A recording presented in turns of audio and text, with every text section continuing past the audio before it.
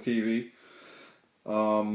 I just got a little bit bored and decided to do a Let's Talk video. So today I'm going to do a Let's Talk video on Resident Evil.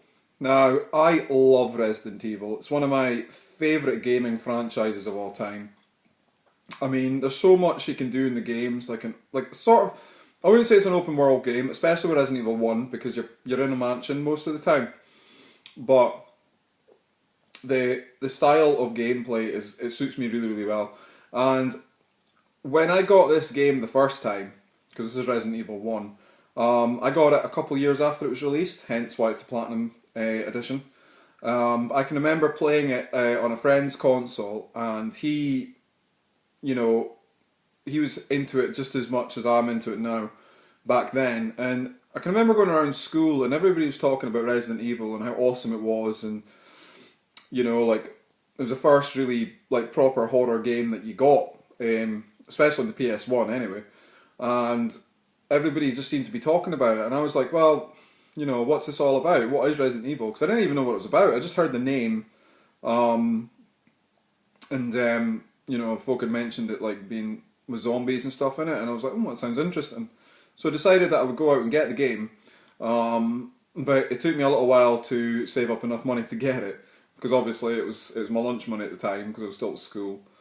But, when I got the game, came home and I played it, and absolutely loved it. But then but this was after playing it on my friend Jamie's console. He was taking me through the game, just telling me what it was about and all that, and I've got him to thank, really, even though he's a bit of a prick now, but I've got him to thank, really, for how awesome this game is, and really introducing me to such an awesome franchise. Now, this game has spawned numerous sequels, but for me, the best sequels are on the PS1, with the exception of Code Veronica on the Dreamcast and the PS2. Sort of after that, the Resident Evil franchise took a bit of a dip for me. I don't know, I think I was more used to the style of play, where you can see what you're doing. It's not sort of like a first person thing, like it is now, but it's more like you can see what you're doing, you can see the character, you can see the environment around you on all sides, and it's just an awesome game. And this game introduced that to start with, especially as well, the fact that it was set pretty much in one place. Made it even better for me, because I like things like that. I like games like that. I like movies that are set in one place with limited cast. Those sort of films, relate a lot to me. And Resident Evil 1 was pretty much like that. It was set in the mansion, the infamous mansion in Raccoon City, and it was just phenomenal. Especially in the opening scenes as well. Where there's like an FMV scene of them running through the woods trying to escape the dogs that are ravaged by the T-virus. And coming across this mansion, and you see them in the hallway in the mansion to start with, and that's pretty fucking awesome. And then, of course, you get to take control of Jill Valentine. You got the choice of choosing between two characters. You get the choice of choosing either Jill Valentine or Chris Redfield. Now, Chris Redfield's like a bulky, sort of like a bodybuilder type guy who I think he's looking for his sister, if I remember correctly, in this game, Claire Redfield.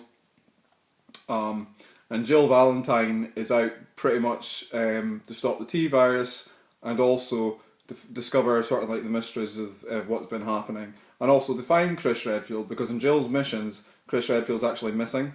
So that's basically her prerogative in the missions, is to find Chris, make sure he's alright, destroy the T-virus and get the fuck out of there.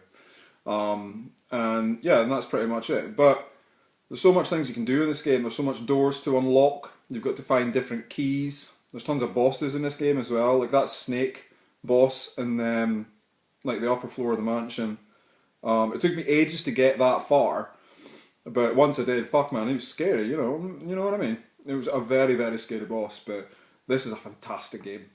Must pick up. If you don't have this game, there's something seriously wrong with you, because this is one of the best games on the PlayStation by far. And it's also one of the best games that had, one of the games that had the best sequels to it as well. Resident Evil 2, which we'll talk about in a moment, but for me, this is still an awesome title. And there's a couple of different versions of this. There's this version, which is the regular version. There's a director's cut version, which for me, I don't actually notice any difference in whatsoever. And there's another version, it's like a DualShock version as well. I've never come across a DualShock version, or the Director's Cut even. I've seen it on eBay, but for some reason, I don't know why, I can't seem to pick it up, so I just decided just to download it on the PS3, and I've played through it with both Jill and Chris, and I don't notice any difference whatsoever, but excellent, excellent game. Great bad guys as well. Zombies are really slow, easy to get past, so you know, if you're new to the franchise, or you're new to like horror gaming or whatever, it's not terrifying, but you do really need to know how to work out puzzles. You need to be good at remembering where things are. And yeah. The only downside to this game is when you have limited storage capabilities actually on you, like things that you can carry. But there is boxes throughout the game in the save rooms where you can save the game, obviously, and you can like drop off some items or pick some items up. But the only downside to that is, especially with Chris, because he's only got 6 spaces for items. You know, if you're trying to, I don't know, like open a certain door or whatever, or you need a certain key for it, or the elevator battery, I think everybody knows what I'm talking about with that one. You sort of go halfway through the game and then realise, oh shit, I needed that item, you know, and you can't go any further, so you need to go all the way back to where you were just to pick up that particular item, just to move forward. Then you need to go all the way back. So yeah, it can be a bit annoying like that, but if you know where everything is, and once you've done a couple of run-throughs of this game, you know, that becomes a lot easier to do. But excellent, excellent title, and by far and away one of my most favourite games, and one of the games I can play endlessly and never ever get bored of. So that's Resident Evil 1, pick it up if you don't have it, or download it on the PS3, up to yourself, but get the game. I'm after the Black Label version of that, but I can never seem to, you know, come across it or whatever. Next up, Resident Evil 2.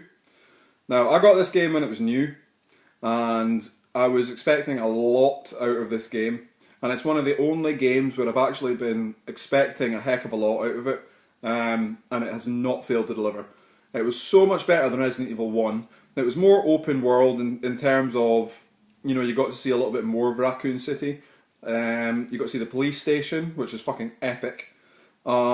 And tons of other places in this game that you can go into, like buildings and all sorts of stuff. And it introduced 2 new characters. Introduced Leon, I think it's Leon Kennedy, is it? It's actually been a while since I played this game. I think, Leon, I know his name's Leon anyway.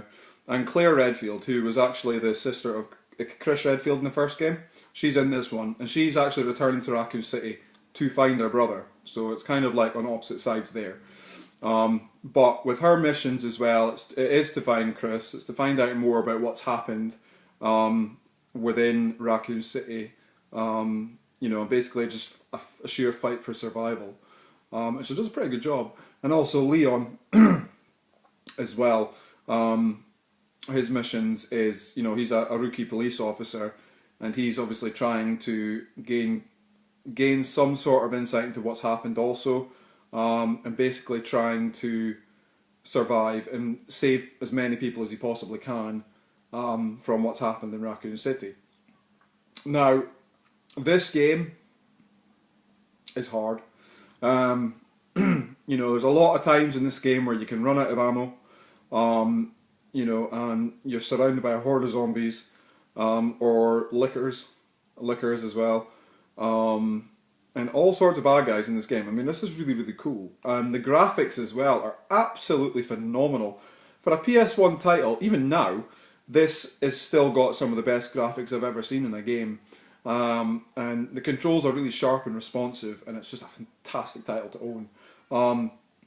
I cannot praise this game highly enough. You have to get this game. It is probably the best game in the Resident Evil franchise. I know a lot of people will say Resident Evil 4 is the best game ever made. I played 5 minutes in that and got fucking bored because I hated the way that they changed the games. But I will go back and I'll play the PS3 titles and the PS2 games a little bit more, and I'll try and get into them. But this is probably the best game in the franchise. Definitely worth a pick up if you can find it. I've had this since new, so it's in nice condition. But it's just epic, really, absolutely epic. Probably one of my favourite games. I would happily rate this in my top 5 of favourite games of all time on any system. No problem whatsoever there. That's Resident Evil 2. And I'm going to get a drink. Because yet again, the old throat's sort of playing up. Oh, wow. There we go. So yeah, like I say, I mean, this is just going to be like a let's talk Resident Evil on the PS1. I won't go into PS2, Dreamcast or whatever just yet. I mean, I will do them eventually, but for now, this is just sort of like a wee catch-up kind of video. Next up is Resident Evil 3 Nemesis.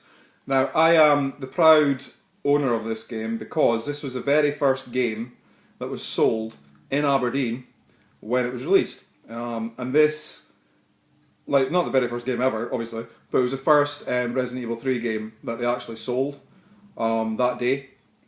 And there wasn't queues of people waiting to get this game when it was released, which was a bit of a surprise because there was a massive hype about it. It was all over the TV, magazines and everything. Everybody, you know, wanted to get this game. But I managed to get a copy of this, and actually being the first, I was actually told I was the first to get it. So I was happy with that. And I know I was the first to get it because HMV were the only shop that actually sold the game in Aberdeen at the time. So I knew I was the first one to get it, so that was cool. So this one's still in mint condition. And it's one of the very few games that I've actually bought and I've rushed home to play because I was so excited to play this. And it's just a brilliant game.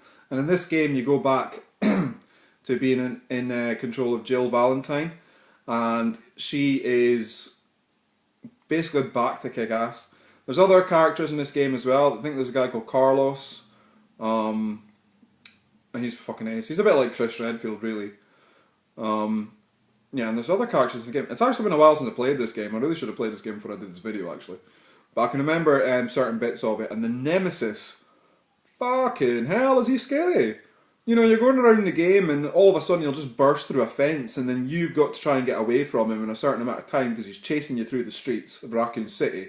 So it's very important that when you're going through this game that you actually remember, you know, the street layouts. So basically you can get the fuck away from him because he is terrifying. And just as you're about to get away from him, he always catches you up and he's about to swipe you or knock you out of the way or whatever. But fucking hell, he is fast and he's scary.